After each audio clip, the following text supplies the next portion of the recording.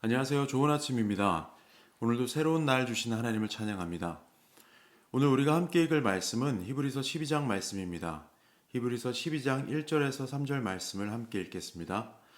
이러므로 우리에게 구름같이 둘러싼 허다한 증인들이 있으니 모든 무거운 것과 얽매이기 쉬운 죄를 벗어버리고 인내로써 우리 앞에 당한 경주를 하며 믿음의 주요 또 온전하게 하시는 이인 예수를 바라보자. 그는 그 앞에 있는 기쁨을 위하여 십자가를 참으사 부끄러움을 개의치 아니하시더니 하나님 보좌 우편에 앉으셨느니라. 너희가 피곤하여 낙심하지 않기 위하여 죄인들이 이같이 자기에게 거역한 일을 참으신 일을 생각하라. 아멘. 사실 오늘 히브리서 12장 말씀은 우리에게 익숙한 만큼 결코 쉽지 않은 말씀입니다.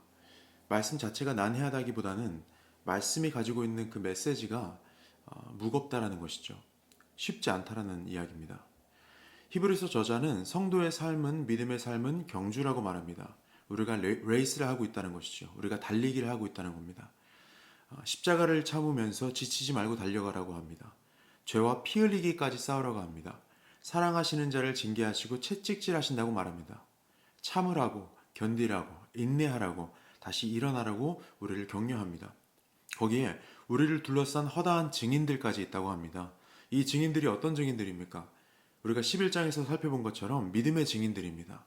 이분들은 믿음으로 나라를 이기기도 하고요. 믿음으로 사자의 입을 막기도 했고요.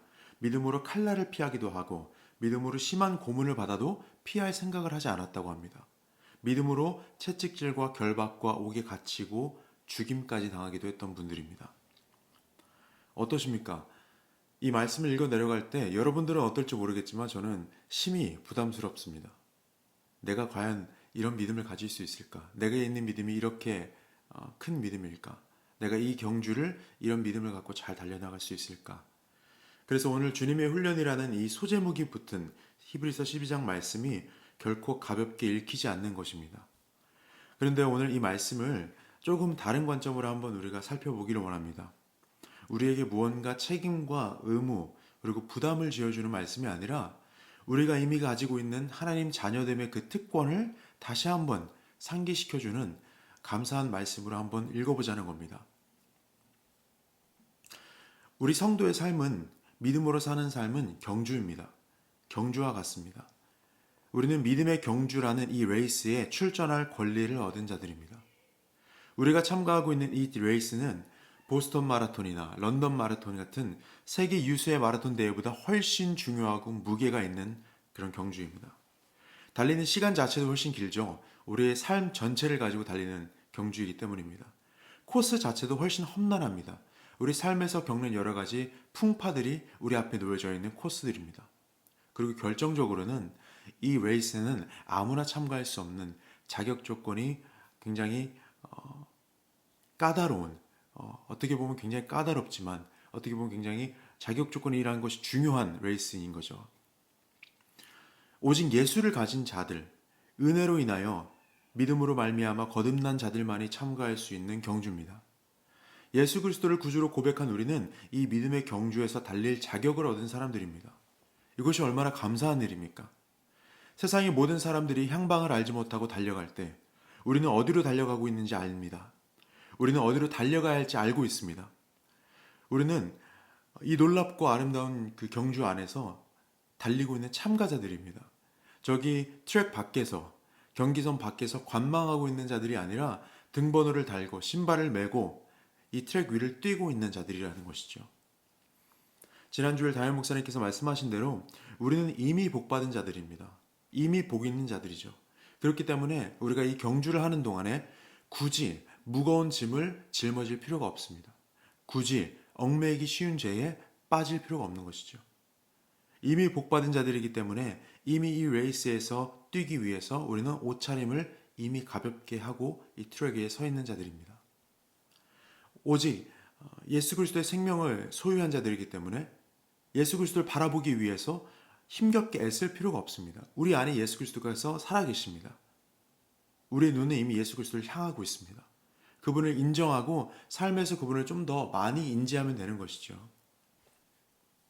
28절은 이렇게 이야기합니다. 그러므로 우리가 흔들리지 않는 나라를 받았은즉 은혜를 받자.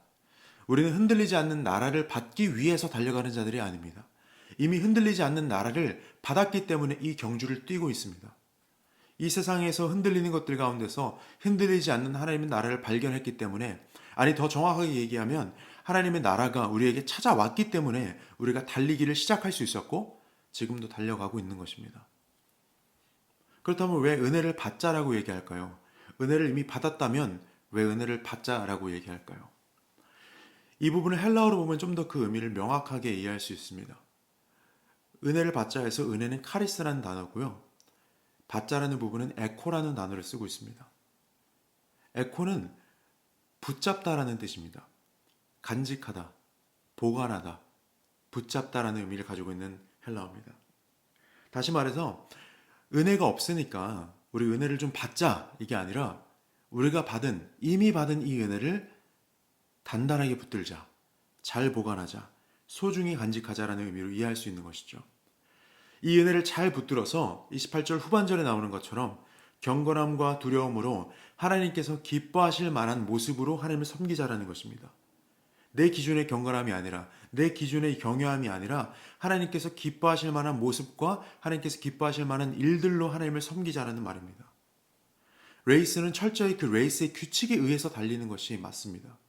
내가 마음대로 코스를 벗어나서 택시를 타고 결승선으로 미리 간다든지, 내가 아는 지름길로 내가 길을 만들어서 간다든지 해서는 안 되는 것이죠.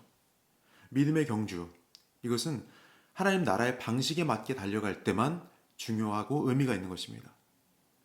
하나님은 형식만 있는 제사를 원하지 않으십니다. 하나님은 마음이 있는 순종을 원하시죠. 오늘 하루도 우리의 레이스는 이어집니다. 그러나 외로운 달리기가 아닙니다. 우리보다 앞서서 이 레이스를 잘 마치고 우리를 지금 응원하고 있는 믿음의 선배들, 믿음의 증인들이 있습니다.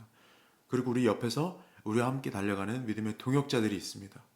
또 곳곳에 하나님께서 우리를 위해서 준비해 놓으신 은혜와 도움이라는 물과 스낵들이 우리가 달려가는 그 길마다 우리를 기다리고 있습니다. 오늘 하루 지치지 마시고요. 오늘 하루도 힘을 내서 우리에게 맡겨진 이 오늘이라는 레이스, 오늘이라는 경주를 잘 달려나가시기를 축복합니다.